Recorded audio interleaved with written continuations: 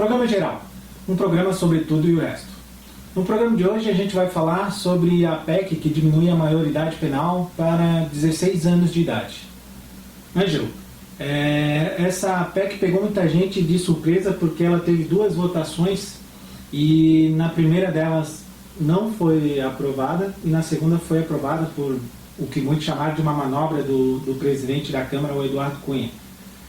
O que de fato essa manobra pode representar para a nossa democracia? Isso torna mais frágil essa relação entre partidos de oposição e situação? Eu acho que a grande questão não é o que ela faz, né, mas o que ela representa. Assim. Acho que ela escancara um defeito grave e que, enquanto não for resolvido, acho que a gente não consegue avançar enquanto país. Que é o Brasil não está preparado para discutir as coisas. Isso, o jeito que aconteceu as coisas como aconteceram na Câmara, e tanto a presidência da Câmara dá a quem chama de golpe, eu até concordaria, conseguir dar um golpe desse, quanto não haver uma resposta, nem que pode, nem que não pode, seja do Supremo Federal, seja de quem for, mostra que a estrutura de decisão ela não está conseguindo aguentar a discussão. Assim, as coisas vão acontecendo de um jeito, faz como quiser, depende de estar o Eduardo Cunha na presidência ou não, e não tem uma institucionalidade que garantiria uma discussão de verdade do assunto. Assim.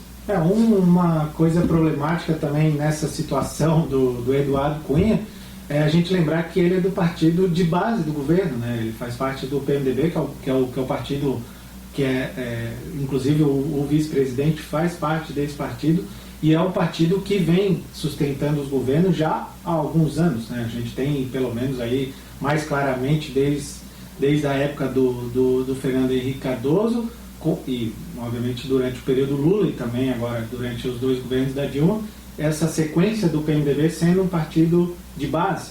Só que, apesar de ele ser um partido de base, ele também tem muitas situações internas que acabam os seus representantes estarem em posições, talvez até em extremos opostos, né? Por isso que se chama até que o PMDB seria um partido de centro, justamente por ter frentes tanto à esquerda quanto à direita. Isso também não é um fator de um pouco da falência, talvez, dessa questão partidária no Brasil, de que todos os partidos acabaram se tornando tão iguais, que eles são iguais tanto na discórdia quanto nas assertivas? O PMDB acho que é o exemplo mais bem acabado de partido no Brasil, porque ele não é um partido. Ele já começa na origem dele, ele toma fôlego na Constituinte, a partir daquele que se chamava na época do Centrão, que é meio que acabou aprovando a maioria das ideias na Constituição, que foi meio uma coalizão feita meio às pressas,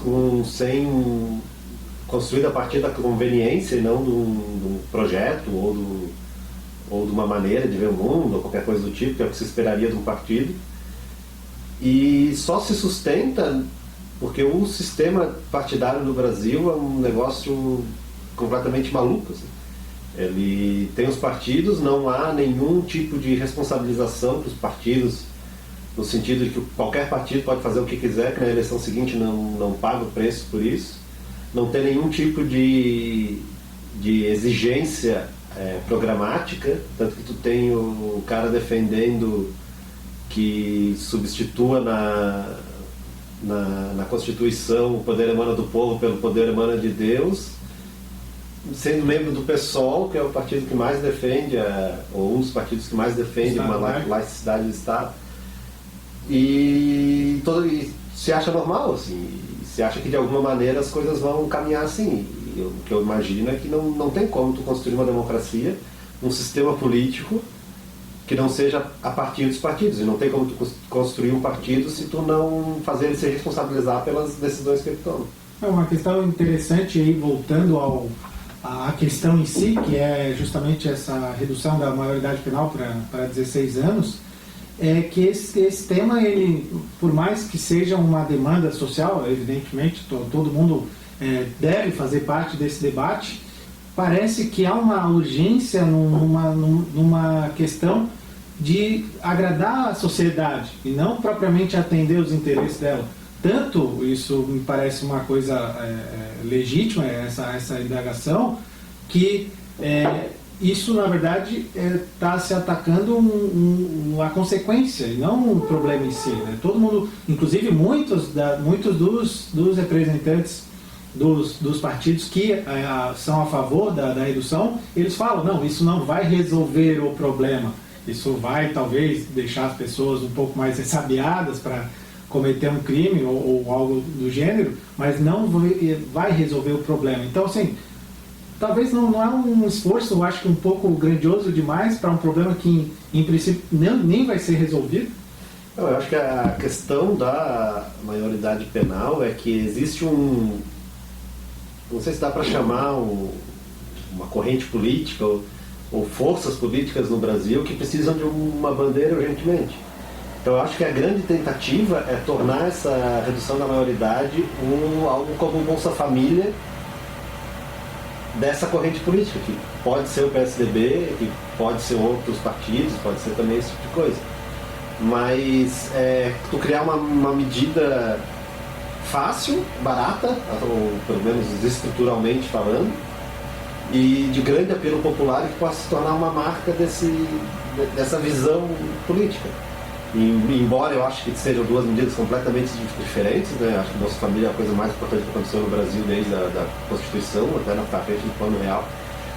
Mas, ao contrário de uma diminuição da idade penal, que eu acho não só inócua como faz mal, mas eu acho que o que está em disputa e a grande discussão é isso, é tu conseguir uma medida que seja uma marca e que na eleição daqui a pouco possa dizer, ó, a gente é aquela turma que foi contra a violência e aprovou a redução da maioridade.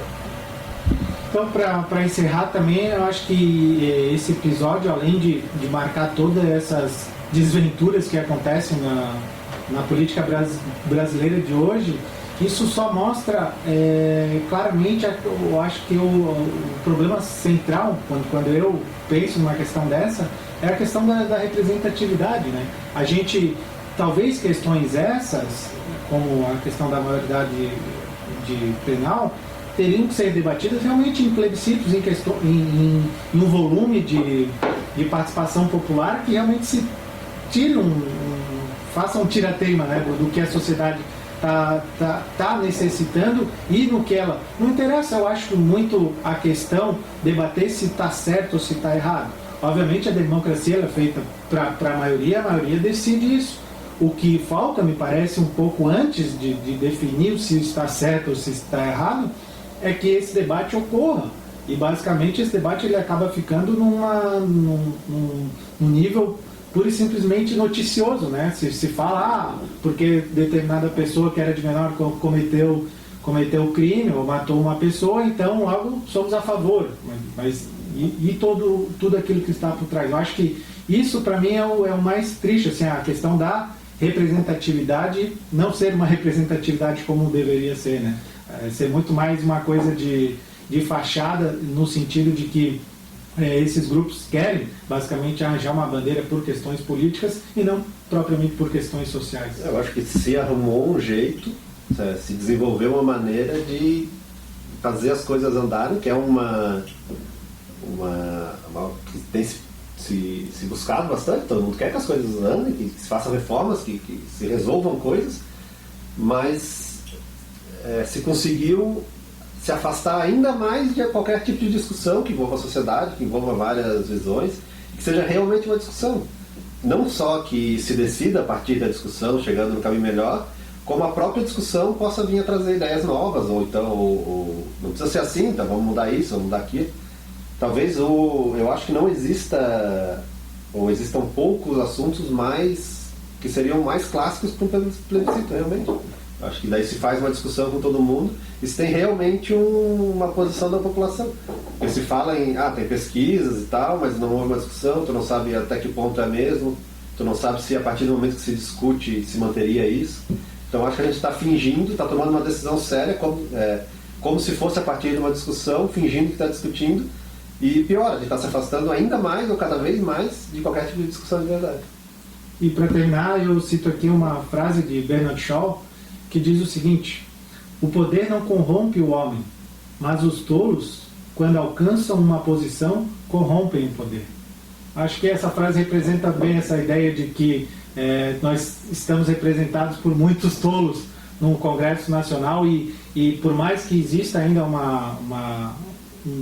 um grupo ou alguns políticos que são favoráveis a um pensamento um pouco mais crítico, um pouco mais abrangente, a gente acaba sempre incorrendo nos mesmos erros da redemocratização, que é justamente não saber para onde a gente está indo, né? Assim, tolerar tanta divergência que acaba não tendo um caminho comum. E a gente fica por aqui então e voltamos no próximo programa geral.